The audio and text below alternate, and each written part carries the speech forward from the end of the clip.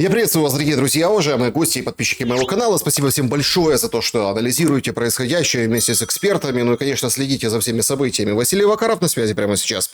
Василий Дмитриевич, приветствую вас. Здравствуйте, Александр. Доброе утро всем уважаемым зрителям. Начать я наш разговор предлагаю с определенных изменений и определенных метаний. Складывается впечатление, что Украина, вот принято говорить незалежна, да, вот Украина, а у нее такие, я имею в виду политические, достаточно резкие смены настроения и, ну, давайте адекватно оценивать ситуацию, как вот если сравнивать с человеком, как у зависимого человека. То есть абсолютно от зрады до перемоги. То есть у нас вот такая вот дихотомия, вот такой маятник. Зеленский после удара вчерашнего выходит и говорит: мир не реагирует, ноль реакции. Как так? Ударили по Львову, ударили по Славянску, по многим местам. Массовый обстрел. Значит, массовый обстрел, 5 жертв. Рекордное количество дронов, ракет в очередной раз. Но, тем не менее, эти жертвы не удается преподнести, скажем так, с человеческой точки зрения. Преподносят инфраструктурные потери, удары по газовым станциям, по бизнесу, индустриальный парк этот, Спэроу, воробушек во Львове поразили. Свет отключают. В общем, вот преподносят таким образом. Но мир все равно не реагирует. А какой реакции ждет Зеленский? И, собственно, что это означает? Он же разразился дикой просто претензией в адрес Запада, мол, смотрите, в кинжалах, в дронах, во всем есть западные компоненты. Вот такой, мол, ты Запад циничный. Ну так ровно такой же, как и Зеленский, потому что он же требует денег и требует оружия. Ну а там тоже коммерсанты на той стороне. Что меняется, как вам кажется?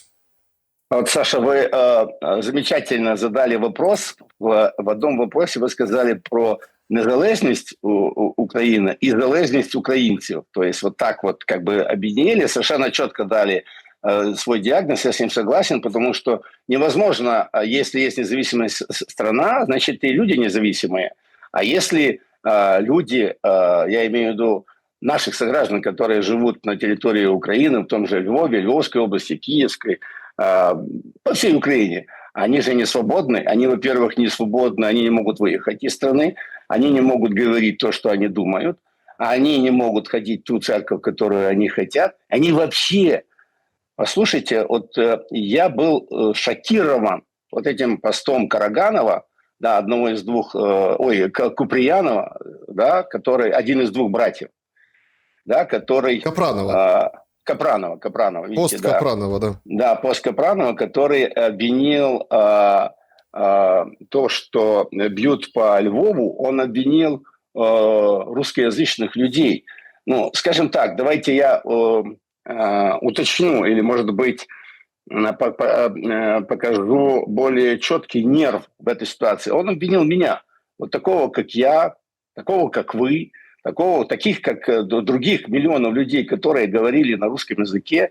Да, мы можем вільно спілкуватися українською мовою, но если я родился, и у меня родной язык русский, и моя церковь, меня там крестили, да, мои родители, да, я там венчался в православном храме, а теперь ни я, ни такие же люди, как я, не могут вероисповедание такое же осуществлять, как раньше, говорить на русском языке. Значит, это я виноват в том, что Львов обстреливают, и такие, как я, да, такие, как мы. Но это же дикость. А вот в этом как раз-таки самая главная беда. Главная беда людей, которые проживают на Украине, именно таких, как вот этот вот писатель, да, которые обвиняют других людей, другую часть людей вот во всем, что происходит на Украине. И в этом как раз первопричина всего. Пока люди, проживающие на Украине, не поймут о том, что именно вот эта проблема, да, разъединения, травля, выдавливание людей, которые имеют другие мысли или другие взгляды, в этом и является первопричина трагедии того, что происходит на Украине. Да, конечно, есть и другие причины, но это первая причина. Поэтому, когда говорят, что русские, російськомовні люди, значит, совершили нашествие на Львов, а после этого туда полетели ракеты, да, но это, знаете, это не кринж, это какая-то жесть жесткая того, что происходит в мозгах этих людей. Теперь по существу, собственно говоря, происходящего и почему такая реакция, вообще что произошло за последнее время, да? Действительно, объективная картина складывается таким образом, что обстреливают всем тем, у кого есть возможность обстреливать, беспилотники, ракеты, вот всем тем, у кого что есть, обстреливают территории, да, как смежные соседские, да, Белгород, Харьков, как Брянск, там, Черниговская область, Сумская, ну и так дальше, Крым, Львов, Туапсе, Киев. То есть происходят обстрелы территорий как Украины, так и Российской Федерации. Другое дело, а вот теперь главное, что, к примеру, вооруженные силы России не применяют весь ассортимент того, что у них есть и что они могут делать. Да? И я не имею в виду ядерное оружие. Боже упаси, чтобы ядерное оружие куда-то полетело. Да? Но я имею в виду те новые технологии военные, которые есть в вооруженных силах Российской Федерации. Что они применяют сейчас, какие ракеты летят, об этом официально утверждает и Министерство обороны России, и Министерство обороны Украины. Я имею в виду название этих снарядов, ракет.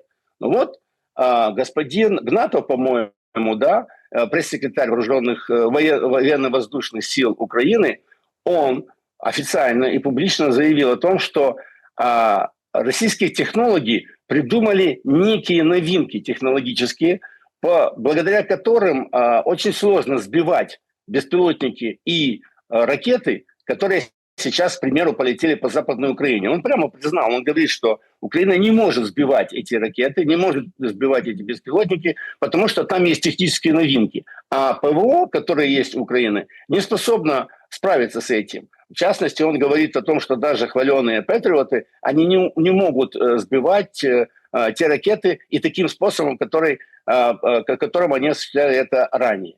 И вот в этом признании, да, то есть он человек публичный, он признался в том, что Украина не способна сейчас реагировать на вот эти новинки.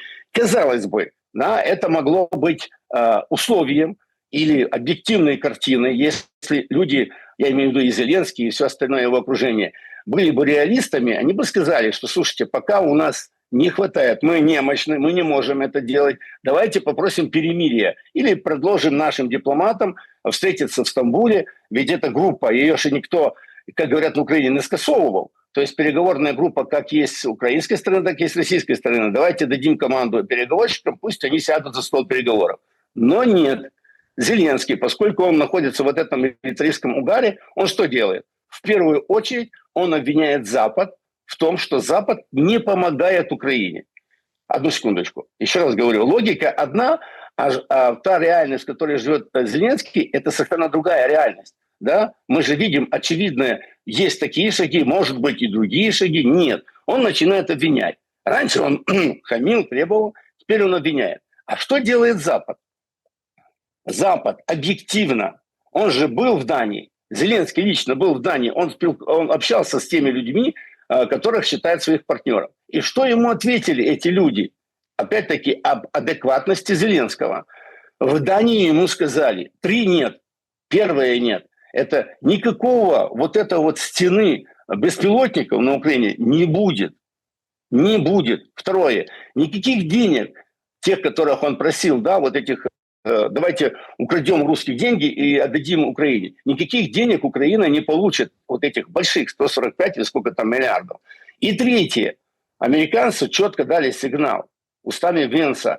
Да, Зеленский попросил томагавки у Трампа. Мы над этим думаем, мы над этим размышляем. То есть, если он получил из 3 своих просьб 2 четких нет, а 3 мы думаем, это почти что нет. Ну, по крайней мере, хорошо. Мы думаем. В чем он обвиняет Запад? Запад четко сказал Зеленскому нет, нет и почти нет. Ну вот и после этого он обвиняет Запад. Он не обвиняет Трампа, он не обвиняет Мерца. Это он пытается продать тем украинцам, которые живут на территории Украины и пока что верят ему, да, он пытается им продать вот эту вот перетравленную байду, что вот видите, я-то хороший, мы-то молодцы, но вот Запад плохой. Что значит Запад? Фамилия, имя, отчество, пусть скажет, кто плохой. Плохой, заканчиваю ответ на ваш вопрос в данной ситуации. Один человек плохой, это Зеленский. Второй человек плохой, это Ермак. Третий человек плохой, это Верховный главком, все главкомы и руководители дальше того, что называется вооруженные силы Украины, потому что они либо не представляют Зеленскому объективную картину, либо не могут выйти из этого вот его зашоренности и сказать, да, тот же, скажем, Залужный, я не знаю, еще очень много военных, которые сейчас пиарятся и говорят, они почему-то не могут сказать украинцам, послушайте, да, объективность такова, да, мы проиграли эту войну, это так есть, мы не способны выиграть у России это военное сражение. А наши партнеры, которые нас толкнули к этому, которые использовали нас в этой прокси-войне, они, к сожалению, нас предали или нам не помогли. Поэтому реальность такова, давайте думать, что нам делать дальше. Но такого же нет. Ну, понимаете, тут есть еще один момент. Зеленский, кажется, начинает прозревать. Он в своем вчерашнем обращении, я тоже это рассматривал в прямом эфире вчера, ну, смотрите, он говорит, мы отправляем, условно, ревизоров в регионы, и я хочу получить из каждой общины, громады, какой-то отчет. Ну, то есть, что делается, чего не хватает, куда попали. То есть, он в начале обращения приводит эту статистику, которая официальная, да, по массированному обстрелу позапрошлой ночью. И в конце этого же обращения говорит, слушайте, давайте как бы сверять часы. Он сам уже не верит в то, что ему, скажем так, дают. Он сам уже понимает, что, ребята, последствия катастрофические. Причем мы понимаем, что не называют военные объекты и не назовут, это страшная военная тайна, нельзя фотографировать, нельзя, ну, когда попадает по жилым, то, конечно, можно, потому что это резонанс и так далее, да. Нельзя. Когда не скрыть уже, когда все снимают, например, в Днепре, в Запорожье, да, вот когда идет удар по городской местности, когда отражает ПВО, прилетают ракеты, обломки, это все люди снимают и вот колл-центр ударили или офис, да, какой-то ударили в центре города Днепра. Все же снимали, видео было тонны. Это выгодно показывать. Но то, что скрыто, та статистика ударов и тот урон, вот это важное слово, урон, он скрыт, и его, похоже, не понимает до конца и Зеленский. А урон растет. Вы здесь правы, когда приводили примеры Туапсе и все остальное, и, скажем так, и российскую сторону. То есть, да. Самый массированный удар, о нем отчиталась Минобороны Российской Федерации. 251, кажется, дрон или воздушная цель, в общем, полетела вот прошлой ночью. Это как бы ответ наш. Но Зеленский сам же признает, Россия может 500-800 запустить, мы 100-200, ну там, чуть-чуть ближе к 300, да, целей. То есть перекос очевиден, и надо что-то делать, что-то предпринимать. И поэтому отсюда вот этот нерв возникает внутри вот этих обращений Зеленского, это такие метания. Но тут очень интересный момент, вы сказали, кто виноват. Обычно кто виноват и имена и фамилии называют потом. Вот, например, вышла экс-канцлер Меркель, и она четко сказала, кто виноват вообще в том, что СВО, в том, что война между Россией и Украиной в 2021 году сорвали вот эти договоренности. Конкретно Польша и страны Балтии. Угу. А что это нам дает от Меркель? Знаете, Александр, когда Меркель или люди ее уровня выходят с такими мыслями, да, публично высказываются о том, кто виноват, ну, давайте поверим ей, что виноваты прибалтийские страны и Польша. Давайте поверим ей, что она никакого отношения, никакой вины от себя, на себя она не видит, да, она не признается. Ну пусть, с горем пополам это можно согласиться, еще раз говорю, с горем пополам, очень-очень натянуто, потому что, ну, слушайте, сторонником Минских соглашений было как раз-таки Меркель, было как раз-таки французы, да, и, ну, понятное дело, там, кто стоял за ними. Так почему же они, когда подписывали эти Минские соглашения, дальше они были участниками этого процесса, они не довели дело до конца. Ну, это же очевидно, и из истории этого не выкинешь. Нас же обмануть в этом нельзя. Если были стороны подписанты Минских соглашений, если были стороны гаранты, то почему та же самая Меркель не довела дело до конца? Что ей мешали прибалты? Ну, смешно это. Но я еще раз говорю, давайте, значит, оставим это историкам. У меня другой вопрос. Если Меркель говорит, что виновные определили, она их определила, то тогда почему она не говорит второй шаг? Она сказала а почему нету я? Почему нету кто виноват? Понятно, а теперь, а что делать? Почему же Меркель не говорит, что сейчас делать? Что делать Германии? Что делать Мерцу, руководителю Германии? Что делать руководителю Франции? Что делать тем европейским лидерам, которые на сегодняшний день рулят Европой? И что делать тем европейским чиновникам, бюрократам ЕС, которые сидят в Брюсселе, что им делать? Вот почему Меркель не скажет, Мерц, ты сейчас должен делать вот это, Урсула фон дер Ляйен, она же немка, делай вот это, а дальше уже по очереди. Она же об этом не говорит. Почему она не говорит? Потому что они виноваты. Они виноваты. И просто надо было договорить вот это звук, да, что виноваты Германия, виноваты Франция, виноваты Великобритания, пофамильно. Тогда бы это было хотя бы начало такого более-менее честного разговора. Раз она не говорит, значит, к честному разговору никто в Европейском Союзе и в Европе не готов. Теперь касательно ущерба, урона. Знаете, в России люди не настолько не свободны, как на Украине. Просто это объективно. Крамолу какую-то говорите. Да. Крамола, вы что? Мы же с вами объективно, как же по это? крайней мере, пытаемся. Рабы, вот это все. Мы же видим, как льется. Да, я просто предлагаю украинцам, а я уверен, просто я недавно был там, я недавно ездил в Турцию, да, и где на пляжах абсолютно большое количество россиян, да, есть и украинцы, но гораздо больше россиян. И сами украинцы, которые ко мне подходили, спрашивали, почему это такое? Я говорю, ну так вы сами видите. Вы видите, что граждане России могут спокойно выехать из своей территории Российской Федерации и поехать отдыхать в Турцию, не знаю, в другие страны, которые куда только, а россиян практически пускают везде, в Европу. Да, может быть, визы им ограничивают, но есть очень много русских, которые ездят в Испанию, в Италию, Францию до сих пор. Да, я уже не говорю о восточных странах, Дубае, там города, где просто-напросто россияне отдыхают. Это показатель, это объективный показатель, по которому даже, я говорю, те украинцы, которые ездили в Турцию, они сами в этом убедились. Да и не только в Турцию, да. Но второе. Да, в России, конечно, наносится урон, и об этом здесь и тоже Путин, и другое руководство Российской Федерации не молчит. Да, они говорят, выносят нефтеперерабатывающие заводы. Да, эти нефтеперерабатывающие заводы слабо защищены. Да, даже говорят о том, что есть некий дефицит бензина. Об этом говорят здесь. Об этом говорят в Европе. Об этом говорят в Соединенных Штатах Америки. Об этом говорят и на Украине. Да, что вот, значит, у России есть дефицит бензина. Окей, поговорили. Дальше что? А дальше... Вы правильно задаете вопрос. А почему нету статистики из Украины, да? Да, не показывают те фотографии с Бурштина, не показывают фотографии с Тульской области, где вот, значит, хранилище газовое, не показывают видео и фотографии Харьковской области, Полтавской области, где были вынесены не только компрессорные станции, а уже газодобыча.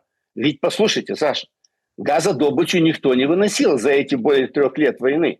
Да, это впервые такое произошло, что начали попадать уже непосредственно не в хранилища, а в те, где газ добывается. Дальше, почему нету видео и фото на Украине или в Украине, в Киеве, как хотите, назовите это. Почему нету фотографий и видео с Чернигова, где просто блэкаут, где взяли и несколько сотен тысяч горожан Чернигова были лишены света и, естественно, всего остального. Если Зеленский до этого угрожал Путину и угрожал москвичам, Москве конкретно угрожал Зеленский, он говорил о том, что Москву ждет блэкаут. Ну вот ему ответили, показали пока что в Чернигове блэкаут. Неужели нельзя связать вот эти вот вещи? Ну почему? Когда военные эксперты, военные блогеры украинские пишут, что вот мы сейчас по Белгороду, смотрите, Белгород горит, Брянск в огне. А когда через несколько часов идет ответка по Харькову, почему это нельзя связать?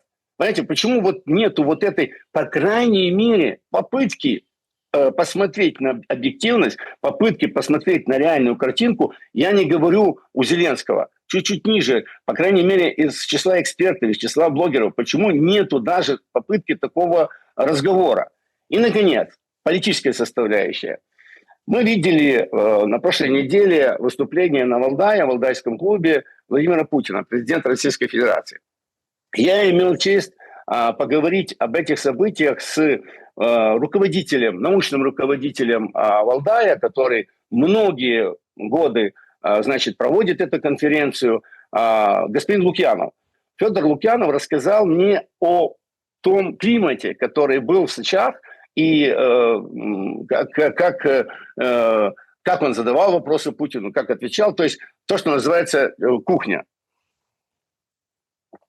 И господин Лукьянов сказал мне о том, что Владимир Путин находится в очень хорошем состоянии физическом, то есть он вел себя абсолютно непринужденно, он отвечал очень легко, говорит, никакой заготовки, понятное дело, что заготовки чисто научные, да, потому что, еще раз говорю, Валдай – это конференция, она происходит несколько дней, выступают люди, эксперты, говорят о текущих событиях, говорят, дают свои прогнозы, и вот завершающий день приезжает Путин, он говорит как лидер России, он отвечает на вопросы, и вот эта атмосфера, да, вот когда непринужденная, где задаются вопросы, в том числе американскими журналистами, да, острые вопросы, и где, значит, Путин объяснял свою позицию и говорил он несколько фраз сказал об Украине. Я думаю, что вы эти все моменты обсуждали у себя с экспертами. Я лишь уточню, что когда было сказано Путиным про Украину, да, он, напомню, сказал о том, что это боль, это общая боль и украинцев, и россиян. Он сказал о том, что Украина находится просто-напросто Украину использует Запад, да, просто вот использует то, что называется против России. И третье. Путин обратил внимание на то, что общественное настроение на Украине меняется. Вне зависимости от того, что пропаганда украинская работает и работает эффективно, но это я от себя добавляю, это мои слова, а не Путина, да. Но вот настроение украинское общество меняется. Я пытался у господина Лукьянова уточнить, а что имел в виду Путин, на что Федор мне сказал, слушай, ни я, ни ты, никто не знаем, что у Путина в голове. Но раз информация есть о том, что меняется общественное настроение на Украине, значит, какие-то процессы происходят. Мне они неведомы, я могу предполагать.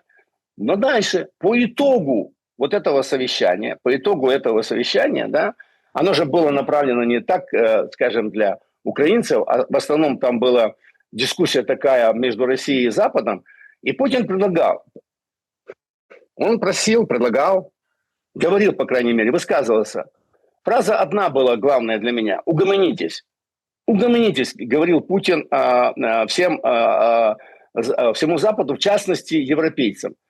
Он просил их, займитесь своими делами. Послушайте, почему вы обвиняете Европу, Германия, естественно, Франция, Дания, вот это сборище, которое было в Копенгагене, почему вы обвиняете Россию в том, что Россия отправляет свои дроны на наши страны? У вас есть хотя бы один факт? Вот вы говорите, что Россия отправляет дроны в Польшу, в Германию, в Данию, в Швецию. Вы обвиняете во всем Россию. Вы уверены, что это наши дроны? Условно говоря.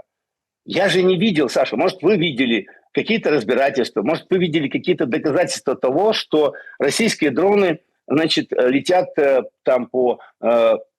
Увидели вот эти надписи ИИ, понимаете, Правильно. Серийный номер, когда вот залетели в Польшу, 19 или сколько там их было, непонятно тоже количество. Да, до сих пор не знаем точно, да. До сих пор не знаем, которые без боевой части, без камер, даже если они разведывательные, просто запустили в то направление, и сейчас это все перманентно происходит по всей Европе, и даже Генштаб отчитывается, что, смотрите, мы датчан учим сбивать дроны, поэтому мы здесь... тренируем их. Это все элементарный процесс тренировки, все это понимают.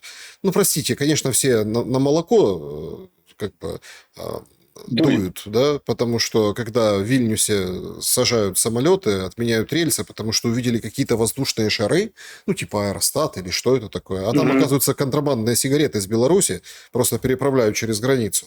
Все сейчас, конечно, это Россия во всем виновата. И ответы понятны в этом отношении. Меня интересует вот вопрос другой. Вы говорите, угомонитесь. А все-таки больно Зеленскому. Вот это чувствуется, это сквозит прям. И все немножко не понимают причины и первопричины. Я вот хочу вот именно к вам, как политическому эксперту, чтобы вы эту боль осветили с другой стороны. Понятно, что болезненные удары по стране, понятно, что действительно... То есть это уже не будет вот эти блэкауты. Помните, как было там 2 года назад, когда все друг другу помогали, втридорого завозили пауэрбанки, вот эти все зарядные станции, и люди как бы сплотились вокруг этих ударов, несмотря на то, что было тяжело по многочасовым отключениям с электроэнергии в столице, по всей стране. Да? Тут интересен другой момент. Люди уже немножко тоже адекватнее смотрят на происходящее и видят, что не выгребает государство Украины и Зеленский конкретно. Но и Запад подбрасывает дровишек. Политико. Потрясающий материал пишут. Политика во время войны. Стиль Украины.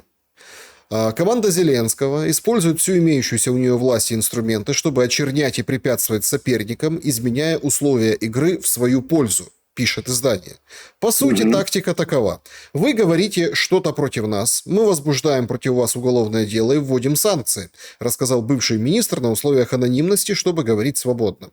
Они фактически шантажируют всех своих возможных или предполагаемых оппонентов. Использование правовых инструментов против противников, часто с обвинениями в госизмене и тайных связях с Россией, не новый прием. Вскоре после избрания Зеленского, внимание, в 2019 году, пишет Политико, против его соперника, бывшего президента Порошенко, которого он победил на выборах, было возбуждено более 20 уголовных дел, включая одно по обвинению в госизмене. Мы помним эти суды. Сейчас, конечно, я понимаю, что мир разделился на до и после Большой войны, вот широкомасштабного вторжения российского, но люди, которые помнят и оценивают ситуацию в динамике, ну, я думаю, как бы согласятся с Политико. А что это за покусывание с посасыванием Владимира Александровича, лидера современности, на страницах такого уважаемого издания? Вот логика Политико, она совершенно, мы цитировали Меркель и разбирали ее заявление, это об одном и том же. Идет разбирательство того, а кто виноват. Да? Но Политико же пишет о 2019 году. Я просто хочу нашим зрителям, уважаемым, которые помнят, или если не помнят, напомнить, что, к примеру, в 2019 году, я мог спокойно, я как политический эксперт мог спокойно прийти на канал 112, да, или на канал News One, или на каналы другие, да, телевизионные каналы, которые работали тогда, значит, в Киеве, да, в Украине. Я мог высказывать свои мнения. Это был 2019 год. Вот Зеленского избрали, да, но он же тогда атаковал Порошенко. А что он сделал буквально через шаг после Порошенко? Он запретил эти каналы. Он просто запретил эти каналы. Это же делалось до начала СВО. Это делалось в конце 19-20 году. Это тогда он делал. Это не было никакой войны. Войну против своих политических оппонентов, конкурентов Зеленский начал тут же. Абсолютно правильно Политико напоминает ему, что Владимир Александрович, так ты тогда это делал. Теперь перенесемся в 25-й год, почему эта статья вышла. И о чем она, собственно говоря, сейчас, как вы правильно высказались, покусывает Зеленского. Да потому что Владимир Александрович прекрасно понимает, что если и когда закончится война или она будет приостановлена, мы же не знаем, какой сценарий нас ждет в ближайшем будущем, то тогда следующим шагом должны быть выборы на Украине, то есть должен начаться политический процесс. И Зеленский, об этом говорят достаточно многие эксперты, и которые проживают на территории Украины, но они говорят тихонько, но говорят. Информация просачивается о том, что Владимир Александрович Зеленский готовится к выборам. И он хочет дальше баллотироваться, стать второй раз, ну, уже легально президентом Украины. Он хочет свою политическую силу привести в Верховную Раду. И вот то, что сейчас делает Зеленский, он продолжает.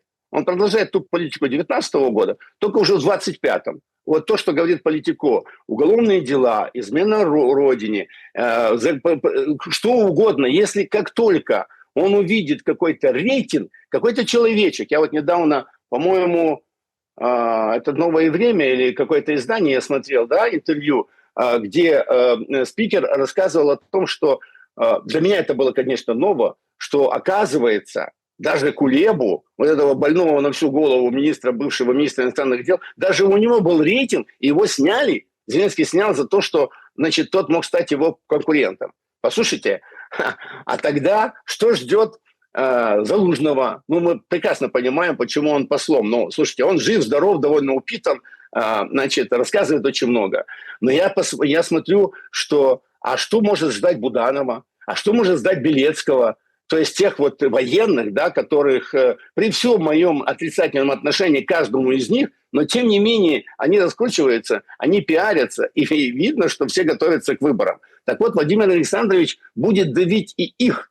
И я уверен, что он, раз он идет на выборы, готовится к выборам, раз он хочет стать еще, он же, помните, как Зеленский заявлял, что я второй раз я не пойду. Ну, зачем? Я вот, значит, один раз и все.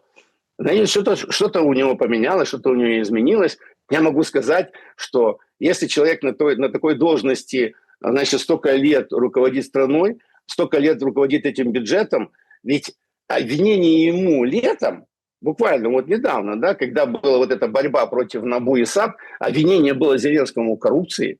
Просто вот волна эта закончилась, но мы-то помним, да, его обвиняли западные издания в коррупции. Сейчас западные издания говорят о том, что Зеленский хочет баллотироваться, значит, еще раз на президента и стать и дальше руководить Украиной.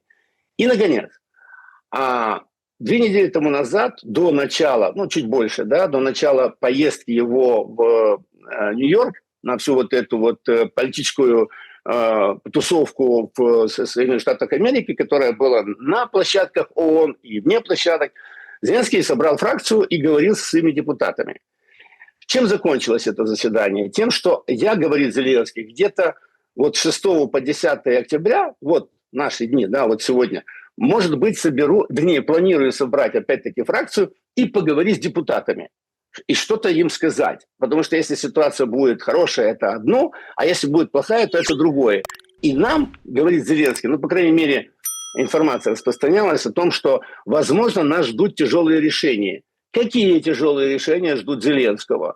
Зачем он собирает эту фракцию? Ну, мы же с вами, которые знаем, варились всю жизнь, жили на Украине и знаем политическую кухню, мы прекрасно понимаем, что Зеленский будет одних наклонять, заставлять принимать решения, а других к пряникам покупать. Ведь депутаты, которые есть слух народа, там же не все, скажем, недоумки, да, украинскую мову. Есть и ребята с мозгами, которые понимают прекрасно, какое политическое будущее ждет их. Вот поэтому Зеленский хочет одних надавить, а других купить и сказать, у вас есть некое политическое будущее, если вы идете со мной. И третий вариант. Либо он собирает их для того, чтобы скинуть балласт, просто скинуть все вот это, значит, и набрать каких-то других менеджеров эффективных, я не знаю. Но так или иначе, Саша, одним словом, Зеленский готовится к выборам. И он как давил, как душил, так и будет давить и душить. Тем более все, что касается любой оппозиции. Тем более, что давайте объективно, да, война войной, он обогатился, его окружение, я не знаю, миллиардное у него состояние или многомиллиардное. У него есть ресурс, у него есть власть исполнительная, которая его слушается. И поэтому он может купить любого, не знаю, я не назову журналиста, потому что я, к сожалению, не вижу, ну, может быть, практически нету того, что называется журналисты и журналистика на Украине. Вот. И вот, обладая всем вот этим ресурсом, финансовым, организационным, медийным, он запросто может победить на следующих выборах. Другой вопрос, Александр. А это вообще будут выборы? это могут быть на Украине сейчас организованы реальные выборы. Ну вот демократические, с избирательной кампанией, с обменом мнений. Ну вот, может, вы меня убедите, но пока что на сегодняшний день, заканчивая ответ на ваш вопрос, я не вижу объективных условий или даже любых условий для того, чтобы на Украине прошли нормальные выборы. Но Зеленский к ним готовится, и поэтому вот статья вот эта и другие, я предрекаю, что будет много статей в эту сторону, все-таки Запад, какой бы он ни был хороший и плохой, мы же видели выборы в Румынии, мы видели выборы в Молдавии, все равно для них вот эта вот демократическая процедура должна быть соблюдена. И мне кажется, что основа в этой статье давление на Зеленского, ну, пока это еще не давление, все-таки они готовятся к тому, что будет политический процесс на Украине, но как он будет организован, кем, и результаты его. Подождите, все понятно, как и кем. Ну, вы так тоже. Все нормально. Британцы будут организовывать. У них там гранты, у них там, собственно, программы. Они с ЦВК, ЦИКом украинским работают. Они говорят, и денег дадим. И выделяют, кстати, кругленькие суммы. 500 миллионов фунтов стерлингов было заявлено на то, чтобы все обучить, там программы, все как положено. Понимаете, в чем дело? Тут же я вас не собираюсь переубеждать. Понятное дело, что всех, собственно, под лавку. Понятно, что это делается не просто так, а именем войны. Все ясно. Тут другой момент. Это все равно риск. Это все равно риск. Потому что, условно, даже любая другая мордочка, держащая в руках булаву, даже под тем же четким, жутким контролем Запада, даже под, скажем, там всех вот этих вводных, которых на самом деле мы просто не осознаем. Например, Василий Вакаров идет в президенты Украины. Представим ситуацию. Да, господи, прости. Нет, вы идете в президенты, команда, штабы, понятно, да, за него можно проголосовать. Гипотетически. Вообще, кто вообще может понять? Я думаю, что ни в вашей голове, ни в голове других претендентов не поместится вот это количество вводных и ограничений с договором с Британией на 100 лет, с отношениями с американским вот этим фондом инвестиций, да, с долгами элементарными, которые нечем отдавать, с ситуацией в бюджете, когда, простите, все зарплаты, социальные выплаты и все платит Европа в Украине. И просто что в Европе другая повестка. Там видите дроны, там видите вот это мигрантская история. С Палестиной шумят, ой как шумят. А если просто европейцам сказать, европейцы, вы благодаря вот этой бюрократии, вы сейчас содержите украинцев. Отношение резко поменяется. То есть фактически весь бюджет украинский это европейские, это европейские деньги. Вот эта Саманта Пауэр, это же бомба, которую никто не разглядел, потому что там Вован и Лексус сказали, это пропагандисты российские, они в интересах России, вот это со спец. А она же четко сказала. Проблема в чем? Все услышали там фразу 1,5 миллиарда в месяц, кэш, это все, да, то, что обсуждалось и муссировалось. Но она же сказала фразу: Путин может выиграть войну без единого выстрела, потому что все тупо станет, обрушится, пенсии не будут платить, бюджетникам не будут платить, но поэтому Зеленский и делает вот эти все шаги. Учитель в прифронтовой территории плюс 4000 гривен к зарплате. Что определить как прифронтовую территорию сейчас в условиях этой войны? Как-то определят. Свириденко умная, в очках, она там что-то расчерчит какие-то границы. 20-30 километров от линии фронта. То есть студентам повышение, врачам повышение зарплат. Они вот это демонстрируют за счет западных денег исключительно в этих целях, чтобы люди не думали, что все завтра может одномоментно обрушиться. Я бы хотел, чтобы вы продолжили, знаете, в каком ключе? Он же не просто так. Многие не поняли. Вчера как-то так, не поняли. Мы не поняли Зеленского. Даже его соратники, которые там топят за него и докрасно лижут, они не поняли, что за одностороннее перемирие ударов по воздуху. Это, простите, как? Это для того, чтобы выборы провести? Это для того, чтобы война как бы продолжалась, но договориться уломать Путина, чтобы тот не бил по воздуху. Соответственно, тут мы воюем, а тут мы что? Выборы проводим. И он же четко заявил, это ключ к дипломатии дальнейшей. Ну хорошо, так а в чем план? Сказать, давайте мы не будем стрелять по воздуху, жать на Трампа, давайте томагавки, потому что, видите, мы ж не стреляем, какая разница? Тут пускай полежат ваши томагавки. И каким-то образом укрепиться политически, или это просто уже такой выпад отчаяния? Саша, ранее вы сказали о том, что Зеленский не доверяет военным, не доверяет своим властям, и он просит от местных общин, территориальных общин, дать ему объективную информацию, да, что вообще происходит на этих территориях их. Дайте мне, то есть он пытается наладить то, что называется, знаете, обратную связь, собственно говоря, со своими гражданами и с руководителями, то, что называется, на местах. Безусловно, это заигрывание этой ситуации. А касательно экономики, Свириденко и всех остальных. Вот есть такой председатель, есть такой парень, чиновник, парень, мужчина, Гетманцев, да, он очень сильно себя пиарит, это человек, который заправляет всем бюджетным процессом на Украине. И вот он недавно сказал, что такую фразу, что он говорит, на Украине нету прифронтовых территорий, вся Украина есть прифронтовая территория, это первое. И второе, Гетманцев, он же, ну, потом и Нацбанк украинский, и Минфин подтвердили цифру 18,4% от ВВП – это дефицит бюджета. 18,4%. Да? То есть каждая пятая гривна, та, которая была заложена в программу социального обеспечения, она не выплачивается. Да? Это публично. Я думаю, что не публично, потому что тот же Гетманцев говорит о теневой экономике и так дальше. Я думаю, что около 40% реальный дефицит бюджета на Украине. Это сегодня. Теперь, если каждая из 2 гривен одна под вопросом, будет она выплачиваться или нет, понятно, что бюджет кричит «швах». И Саманта Пауэр, которая... я слушал ее внимательно. Я, кстати, обратил на это внимание, когда она говорит о том, что мы даем деньги в кэше, мы приносим, привозим, приносим, передаем, если и только нам запретят это делать, да, вот нам, условно говоря, коллективным, да, есть же еще другие фонды, которые вкладываются в Украину, так не надо никакой войны, ну, никакой войны не нужно, потому что, ну, как она сказала, Путин победит. Что все так заботятся о Путине? А почему она не говорит о народе?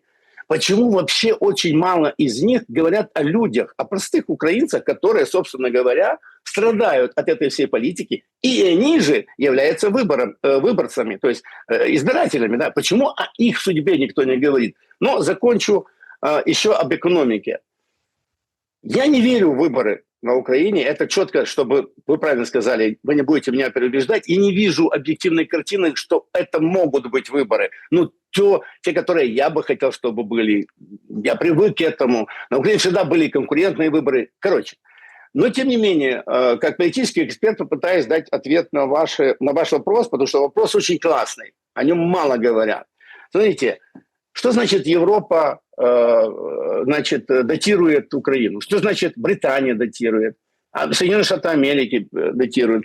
Каждый из них, те, кто вложились в войну на Украине, а это прокси-война, это сказал еще Марко Рубио 6 марта этого года, публично он заявил о том, что на самом деле на Украине проходит война между двумя ядерными государствами, США и Россией. Это прокси-война, в которую втянули Украину как исполнителя. Это так и есть. Так вот, Соединенные Штаты Америки с того времени, они зафиксировали свои убытки. Они зафиксировали позицию, создали фонд, протащили через Верховную Раду законодательство, и вот этот фонд уже почти там начал... Короче, Соединенные Штаты Америки, администрация Трампа сказала, да, если даже мы и проиграем, то мы немного проиграем. Мы зафиксировали свои убытки. Через время, буквально недавно, это же сделали Британия. Британия протащила вот эту свою столетнюю историческую сделку, тоже через Верховную Раду, тоже зафиксировала свое участие. В переводе на простой язык Британия говорит, слушайте, американцы, вы же были главные в войне, вы теперь и вытащите прибыль и вообще отходите от войны. Хотите заработать, да, на продаже оружия. А мы где? Договорившись с Трампом, они сказали, мы как теперь уже на субподряде тоже дайте нам возможность забрать из Украины все, что мы там вложили. Окей. А вот что касается Европейского Союза, в целом, как бюрократическое государство и структуры, и стран Германии, Франции, Дании, почему они больше всех вопят и почему они бьют в колокола? Да потому что им никто не дал гарантии возврата денег и активов из Украины. Вот и все. Вот если по-простому, для того, чтобы люди наши понимали, да, вот картина какая. Что касается, ну, и поэтому они говорят, нет, мы пока не можем свое зафиксировать, поэтому мы обязаны, мы должны помогать Украине. Это блеф, это вранье, это нужно четко понять, потому что разделение произошло буквально недавно, оно вообще происходит в реальности на наших глазах. Что я имею в виду? Украине никто не помогает с беспилотниками, а вот Польше, подождите, вот теми беспилотниками, да, вот этим вот, как это, стена беспилотников, нет, стена беспилотников строится, но в Польше. Полякам помогают оружием, полякам помогают самолетами, Польше помогают защититься от возможного нападения, там, атаки, даже прибалтам помогают. Но вот Украине, Зеленскому, давайте четко зафиксируем, Зеленскому на этой неделе не помогли. Ему впервые сказали «нет». И вот поэтому у Зеленского вот такое шевеление происходит, да, то есть он в одном буквально за сутки он сделал 3 заявления, которых, если свести в единое, да, действительно можно мозги сломать, потому что он, во-первых, обвинил Запад в том, что, значит, Запад не помогает. А во-вторых, он побывал в Европе, как в Копенгагене, он услышал «нет». И в-третьих, ему даже начинают вот это поддавливать на него, подукусывать, поддавливать за то, что он хочет, значит, баллотироваться.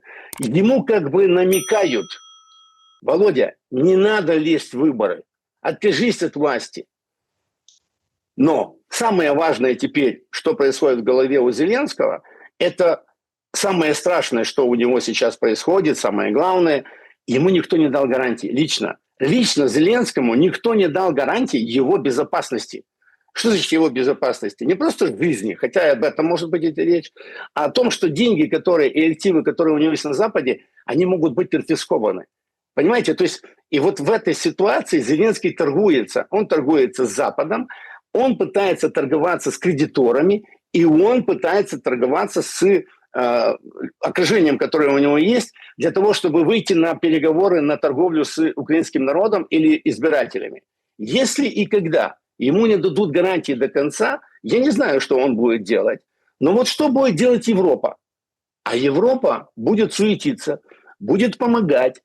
И все вот эти счета, которые Европа дала режиму Зеленского, читай Украине за это все время, Европа хочет, рано или поздно захочет забрать обратно. Господин Орбан, мы его сегодня не цитировали, но он много, понятно, что у него избирательная кампания, но он много рассказал о том, что мы не хотим видеть Украину в Европейском Союзе. Да, мы хотим видеть ее партнером, вот как Турция, как Британия. Дальше он проговорился, что вот смотрите, вот есть там Румыния, которая подает, там оказывает помощь, Болгария, Польша. Еще раз, он проговаривается, он очень много, но есть такая мысль у европейцев, некоторых европейцев. Послушайте, но если мы не получим Украину в целом, не получим, да, война идет, непонятно, где граница восточная, может, мы получим Украину в части территорий, части людей, части экономики. И таким образом те наши вложения, которые мы сделали за время войны на Украине, мы вернем себе. Политика внешняя и дипломатия, они очень циничны. Не один Зеленский циничен, циничны и другие люди. Ну а как таки, если война закончится, или, по крайней мере, будет приостановлена, будет политический процесс, то как же Европа, особенности, откажется от того, чтобы их лидер или их лидеры, по крайней мере, руководили дальше Украиной или той частью, которая будет называться Украиной или по-другому, чтобы, по крайней мере, гарантировать себе свои вложения, да, чтобы отбить или зафиксировать свои вложения, которые они вкладывали все гуртом в начале этих боевых действий. Смотрите, вот такое мое мнение. Я тоже тут, может быть, не в такой форме, не вот таким, ну, скажем, путем, но я согласен с вами о том, что войну остановит экономика, прежде всего европейская. То есть они... Это для них недорого. Вот эти 140 миллиардов евро в счет российских активов, вот эти репарации, это много, это большие деньги. И там 120 миллиардов, которые просит Зеленский на следующий год, 60 бюджет Украины и 60 еще, давайте повоюем, это уже увесисто. И когда вот это станет не в моготу и в тягость, тогда, наверное, будут... И сейчас не шибко радуются, вы правы. И войну действительно остановит экономика. Но по поводу людей... А вы заметили, как электорально вот сейчас началась вот эта вот игра? То есть я, если честно, немножко опешил. Два таких эпизода, которые украинцам демонстрируют, кто они. Да? Эпизод номер 1. Ну, в общем, все же говорят, там, Усик может быть следующим таким же президентом, как Зеленский. То есть все его знают, он там чемпион справедливый, такой хороший, позитивный, хороший парень, не политик, но он как вот это, вот все. То есть, ну, был такой опыт с Кличко в Киеве, что вроде как, там же какая история? Он свои деньги заработал вне политики, поэтому им можно доверять как политику. Логика, в принципе, в этом есть. Можно посмотреть на Каху Каладзе, футболиста с отличными гонорарами и нормальной жизнью, да, и который сейчас побеждает, причем разносит в Тбилиси, то есть у него очень высокий процент. Можно на Кличко посмотреть тоже. И там же говорили, смотрите, он там профессор, братья, контракты, школа там, нормально. Усик перчатки с аукциона продает и 100 тысяч гривен в довесок дает к этой сумме, что там выторгуют, на восстановление музея Шухевича. Я сначала... Понятно, что много критики по этому поводу. Шухевич, Усик, откуда? Он может даже если он знает об этом, кто такой Шухевич, какой там музей. Понимаете, электоральный процесс, судя по всему, будет вот там, на той территории. И нужно быть хорошим для тех. Для вот этих хорошим не надо быть. Когда, например, сейчас же что? Мы же видим там, да, вот когда Харьков превращается в зону боевых действий, то есть озлоблен, люди... Вряд ли там, какие там выборы, что там, какие там электоральные идеологические ставки, как там пропиариться в Харькове? Никак не пропиариться, потому что как ни помогай, все в пропасть. Ну вот условно, да, потому что новый обстрел, опять блэкаут, опять там какие-то жертвы, опять удары, разрушения, то есть не хватит ресурса. А вот на Западной Украине можно свободно там отстроить музей Шухевича, и хорошо, а тебе будут знать, например, да, вот там... Хорошая стратегия, между прочим. Тем более, что мы сейчас видим, что эта ненависть перебрасывается. Вот сейчас там показывают, помните, недавно было наводнение, и там прям, ну, и жертвы после этого наводнения. Ужас, конечно. Там даже криминальное дело открыли, там, уголовное, да, по поводу власти, халатности, что там, ливневки, как поступать в таких условиях.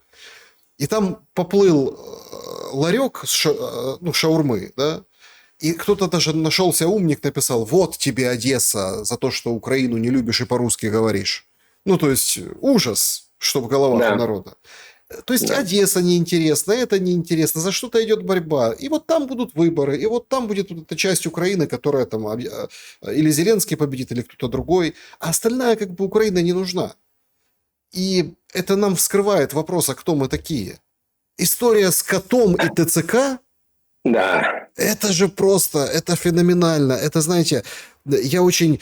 Плохо, что Зощенко нет, да, там, нового, который написал бы об этом рассказ, да, то есть, ну, это же нечто. То есть, два военных выпивали, ехали, до приюта не доехали, остановились в селе, забрали кота, украли. Люди увидели это видео с камер наблюдения. По селу пошел слух, ТЦК бусифицировали кота. областной ТЦК выходят украинцы. Вы что? Это как вас пропаганда пропитала? Вы что? Мы же проиграем. Давайте хэштеги ТЦК родные, ТЦК там заботятся. А потом, в конце концов, вернули этого кота, потому что подняли шухер не только на уровне села, а вообще на уровне стран, континента. Все об этом увидели. А суть-то от этого не поменялась по поводу отношения к украинцам. В завершение, вот все-таки, вы говорите, настроение меняется, Путин говорит. А украинцы, они же сами тоже меняются или не меняются? Очень сложный вопрос, хотя он, как говорится, самый главный. Потому что я же помню ту Украину, которая была. И вот это вот болезненно воспринимаю все, что происходит, происходило, происходит и будет происходить.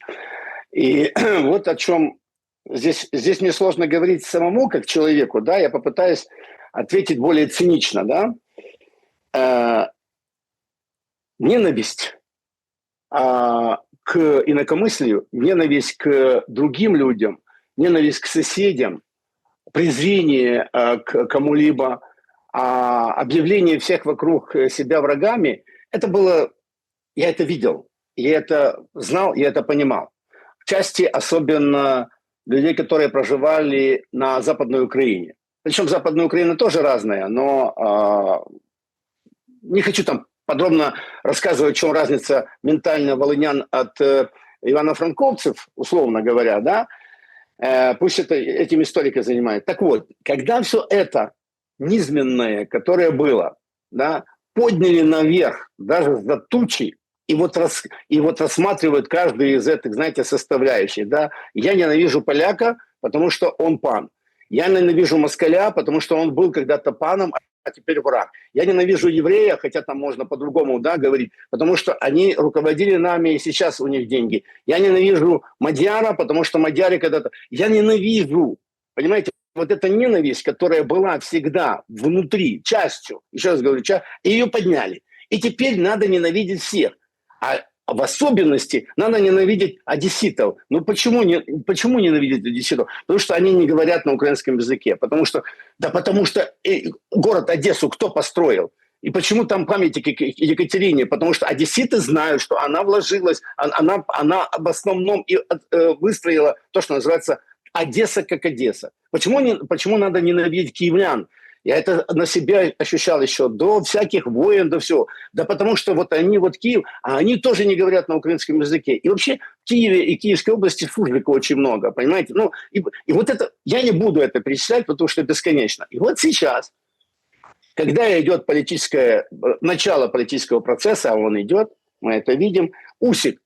Ну, понятное дело, что, ну, знаете, наверное, вот бойцы и командиры УПА были выдающимися боксерами. Наверное, я не знаю. Я ни разу не считал, что кто-то из них вообще боксом занимался и так дальше. Ну, это, послушайте, какой Шухевич,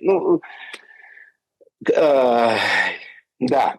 Но, кстати, Шухевича, если так уже говорить, разбираться в этих бандеровских вещах, да, или около бандеровских, да, у него больше авторитета было в свое время, нежели у Бандеры, потому что его считали воином, а Бандеру именно в тех, знаете, я еще раз говорю, вот в этих вот именно в этих кругах на Западной Украине его не настолько ценили, именно потому что он был политическим, он был террористом, а вот этот был военным. Поэтому не просто так Усик, значит, сделал взнос именно в Шухевича, память его, да, потому что, что касается электорального поля, избирателей и всех вот этих заигрываний, конечно же, и удары по Львову гораздо болезненно переживают люди, особенно на Западной Україні, і не только на Западной Україні. Как так? По нашему Львову бьют. Якщо бьют там по не нашей Одессе, да, их фиг с ним. Люди в подвалах, да, наводнение такое, но они же одесситы. Зачем сожалеть? Это же не наши люди. И вот это вот не наши, рано или поздно это уничтожит ту же Галичину, но пока суть, вот давайте остановимся на электоральном процессе и том, что возможно будет. Эту картину мы видели с вами еще в 2019 году. Петр Порошенко при всей его знаете, ушлости, и при всем том, что я считаю его военным преступником, он далеко не дурак. Он вложился тогда еще в этот регион. И он на президентских выборах в 2019 году получил сколько там, 23-25% именно только за счет... Единственная область, где он победил. За счет западного региона. И теперь все туда залезли. И Зеленский туда лезет, и Усик туда лезет, и можно перечислять. Вопрос вот в чем. О людях. Вот люди, которые там проживают, или они выезжают периодически в Польшу, там кто куда может, потом возвращается, вот, они, может быть, не слышат до конца, а может, наоборот, они слышат. Потому, что я хочу сказать, что я имею в виду? Вот, Российская Федерация на сегодняшний день, и тот же Путин, Лавров, да практически все, кто говорят от имени России, они утверждают одно. Хочет Украина идти в Европейский Союз? Бога ради. Мы, Российская Федерация, мы, руководители Российской Федерации, не то что не против, да пожалуйста, мы реально не против того, чтобы Украина двигалась в Европейский Союз, но не в НАТО. Теперь Европейский Союз сам должен принять решение, так он принимает Украину в Европейский Союз или нет. Это очень важный момент. Это именно о людях. Почему? Потому что Зеленский в качестве гарантий для Украины требует две вещи. Первое – это вступление в Европейский Союз. И он давит на эту тему. А вот Европа в целом, она не единая. И не только вопрос Венгрии, который говорит, нет, я не хочу принимать Украину в Европейский Союз. И не только вопрос Словакии, хотя уже вроде бы как нету. И не только вопрос Польши, который говорит, вот давайте снимем идеологическую вот эту бандеру с флагов, да, и запретим бандеризм, тогда. Есть еще, вот сейчас выборы прошли в Чехии. Мы не знаем, какая там будет коалиция и как политика будет в Чехии. Но есть то, слушайте, когда Меркель говорит о том, что Польша виновата и Прибалтика, ровно сейчас Европейский Союз ведет свою вот эту политику. Да мы-то за, мы хотим. Но вот смотрите, видите, Венгрия не хотят. Это все цинизм, это все двойная или тройная политика. Они не хотят. Европа в целом, Европейский Союз не хотят видеть украинцев, людей, которые проживают в Ивано-Франковске, в Тернополе, Львове, в Одессе, в Киеве. Они не хотят их видеть равными, равноценными людьми, такими же, как европейцы. Именно в этом проблема. Европейский Союз и Европа готовы давать подачки Украине, готовы поддерживать войну на территории Украины, готовы принимать у себя граждан Украины, которые вкладываются в экономику Чехии, в экономику Германии, в экономику Польши, в экономику Австрии. Да, Европа готова видеть нормальных украинцев, работоспособных, умных, развитых, да, но Европа не готова видеть, не готова принять всю Украину и весь украинский народ и сказать, мы с вами равные. Потому что если бы Европа это делала, то тогда Украина давно была бы в Европейском Союзе. Давно. Получается тогда стратегирование, понятно, сделать так, чтобы украинцев было меньше. Абсолютно. Здесь абсолютно. Работники из Бангладеша и Индии.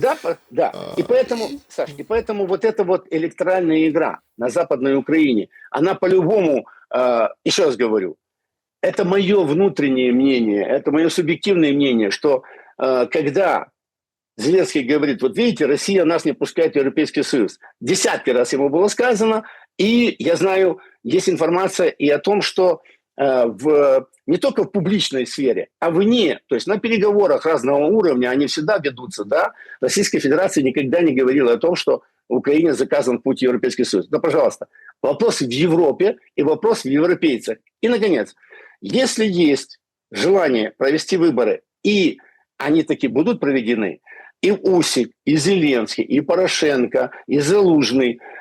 Кстати, буквально фраза по Залужному, что-то вот мы о нем забыли.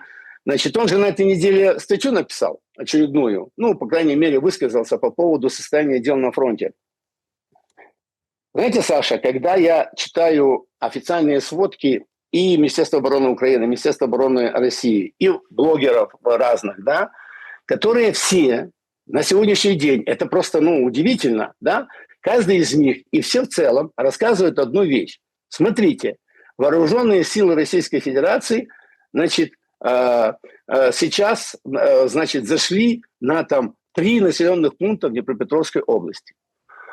Вооруженные силы Российской Федерации перешли реку там, такую-то речку, такую-то речку, такую-то, да, это кроме населенных пунктов переходят, да, идут боевые действия на территории города Купенска, идут боевые действия там в Покровске, то есть это вот фронт там стоит. Где-то он движется, а где-то он стоит.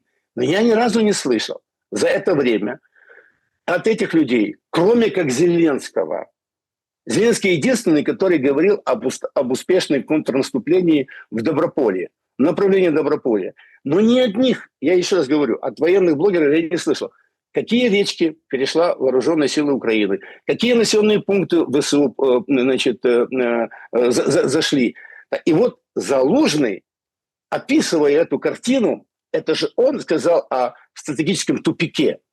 Он же пару лет тому назад сказал, что фронт находится в стратегическом тупике. Он видит это движение, он видит эти успехи вооруженных сил Российской Федерации, но не может об этом написать. Поэтому он говорит о том, что тупик уже не тупик.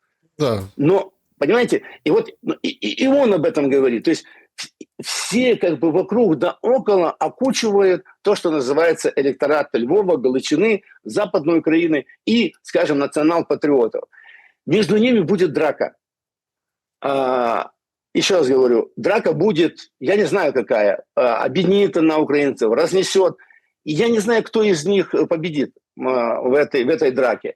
Возможно, они как бы договорятся, потому что между собой. Но два варианта выборов, если, еще раз говорю, я их не вижу, но если они будут, это один вариант вместе с Зеленским. Зеленский идет на выборы, и они вместе. Или без Зеленского. Это два разных варианта событий. Две разные драки. Да. Две разные драки, да. Кто победит в этих драках? Я, знаете, скажу вам, наверное, здесь соглашусь с вами, что в этих драках победит тот, за кого будет Великая Британия.